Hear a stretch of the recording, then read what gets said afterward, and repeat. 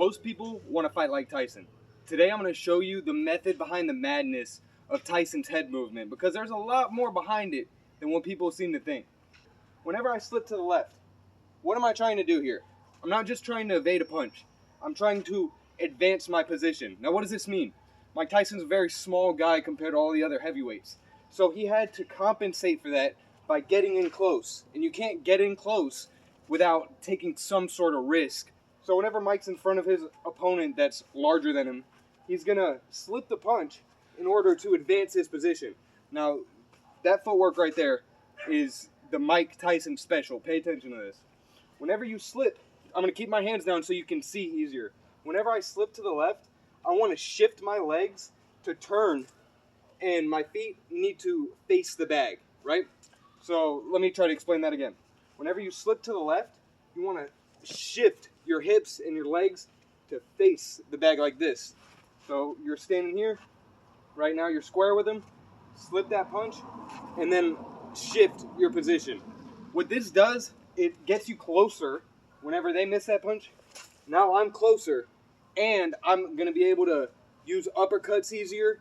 Body shots are going to be more available, and this is Mike Tyson special right here.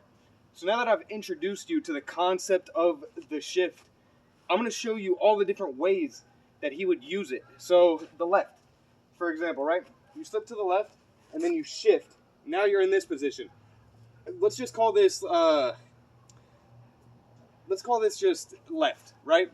Because there's going to be a position where we go deep left, right? And it goes the same way with the right too. Now, another way that Mike Tyson would shift is whenever he moves to the left, instead of shifting to the left, he moves to the right. Now what this does is it gets you to the other side of your opponent. And he would usually use this shift after he had already slipped a punch. He gets in close, hits him with some hard shots, and now he's going to slip and he's going to move his whole body the same way that he did with this other shift. Now he's parallel with the target, right? Once he's done striking, he's going to shift his body like this and then move closer to this opponent. What this does, imagine his arms are up here because he's a taller opponent.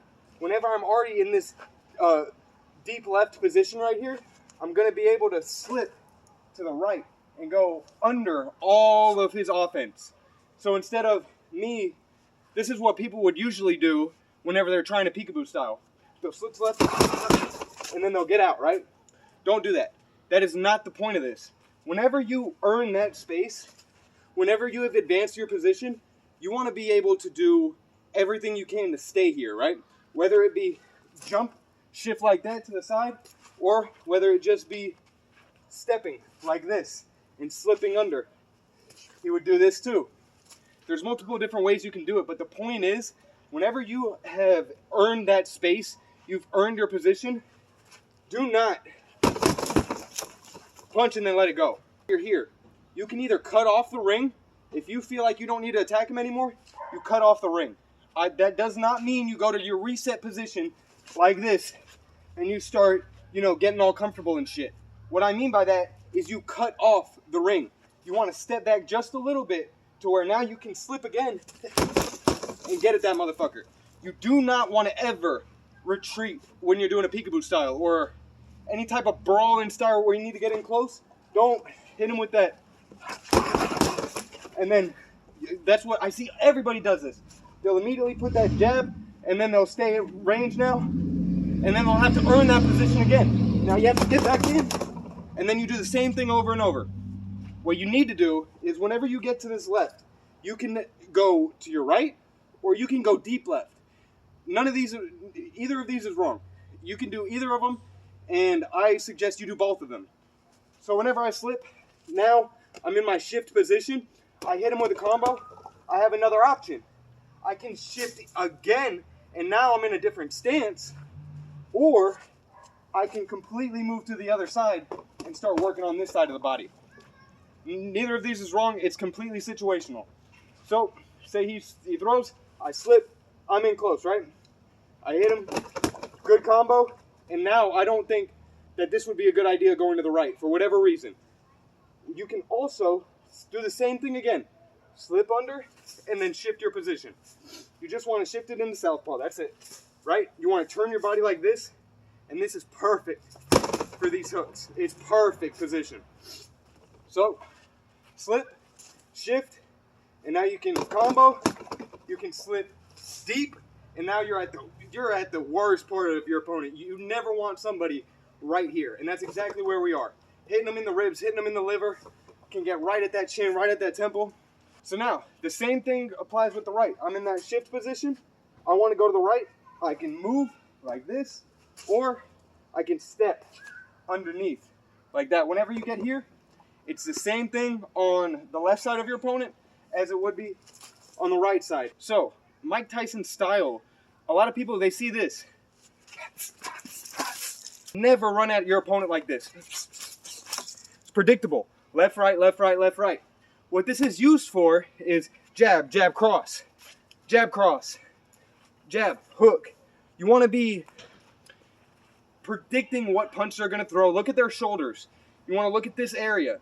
Don't get into the habit of just slipping just for the sake of slipping. So whenever Tyson, he's moving his head like this, he has a method to it. He's not just moving it because he thinks that they're not going to be able to track him. Whenever he's doing that, he's setting up this shift position. Whenever he's slipping his head like this, he's seeing which side of his opponent he can get to, right? He's not just slipping his head to move out of the way of these punches. And if you take anything from this video at all, it's do not let him, or don't retreat. Don't give away your space. You earn that space. If you're a close fighter, you do not want to be in this habit. Right? Don't do that shit. Whenever you get in here,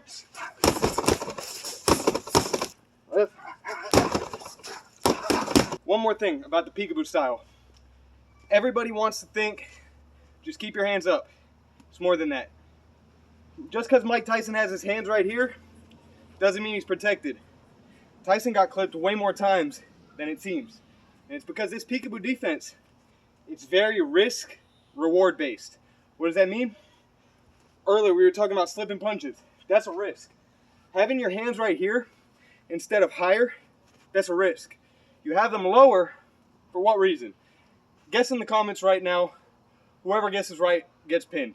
And don't skip the video. So why would you have your hands here instead of here if you're a close range fighter? If you have your hands here, I can't see what he's about to do. So it takes some of that safety away from you, and it forces you to have to risk it. Now I can see what my opponent's going to do. Whereas I'm here, this isn't the best guard for peekaboo. This is a good guard for when your arm's linked away. Now I keep these hands up here. But Tyson always kept these hands down here. It was good because you can see. So I would not recommend you to keep your hands up higher if you're doing the peekaboo style. Right below your eyes, right where your cheekbone is, that's where your hands should be. Press them up against your face because you don't want to be just floating them around here. Whenever you get in close, whenever you know you're about to engage, put these hands, tuck them to your face. You're going to get punched. It's the peekaboo style. You're literally slipping punches and moving towards them. This is like one of the most dangerous styles you could have in boxing. But that's what makes it so dangerous for your opponent as well. So, let's sum up this video. Mike Tyson shift style. It's not just about moving your head. It's about moving your head so you can move your position. That's the number one thing about this video, right? So, he's moving his head, and not only that, he's shifting as well. He's shifting to get into a better position on the side of his opponent so he can target the weaker areas of the body, like your chin, your temple. He wants to get on the side, and he wants to hurt you. So he's going to get on the side of your body right here, and that's really what we're trying to accomplish. Instead of, if you're just starting off peekaboo, I would tell you to not worry about power as much. Worry about foot placement, because the power will come eventually. But if you have the power and you don't know how to move around your opponent, this style is useless. So, last thing, keeping those hands low. Got to be able to see what homie's about to do. But Definitely going to make another video about Tyson eventually. This was just an intro to the custom auto shift, right? Move your head so you can move your feet, so you can move your position. That's what it's all about. Go try this in sparring. Go try it on the bag. And if you want a couple, things to practice, try practicing that custom auto shift like this at first. I want you to think slip, step, slip, step, slip, step. Right? Now let's go back. Slip, step, slip, step, slip, step, slip, step. The last thing about the custom auto shift, make sure to not overcommit whenever you're slipping. You're dodging a boxing glove. You're not dodging a whole nuclear bomb. You don't need to be moving out of the way like this. It's just move the width of the boxing glove. That's it. Just like that. And use your knees. Knees is where it's at. Like this. Makes it a lot easier on your body. Anyway, guys, I could talk about the custom auto shift, peekaboo style, for days and days and days. I will make a part 2 on this, going in a little bit more depth on how you can use these shifts, right? You got left, deep left, center, right, deep right. We'll go into that in another video. Let me know some fighters that you're curious about, their style. Like McGregor, for example, how he's able to use that left. Whatever example you have, Ali, fast punches, let me know in the comments. And yeah, guys, definitely going to be a part 2. And I hope you enjoyed and I hope you learned something. Remember, space, position, do not let it go. Anyway, guys, thank you all for watching, and I'll see you in the next one. Later.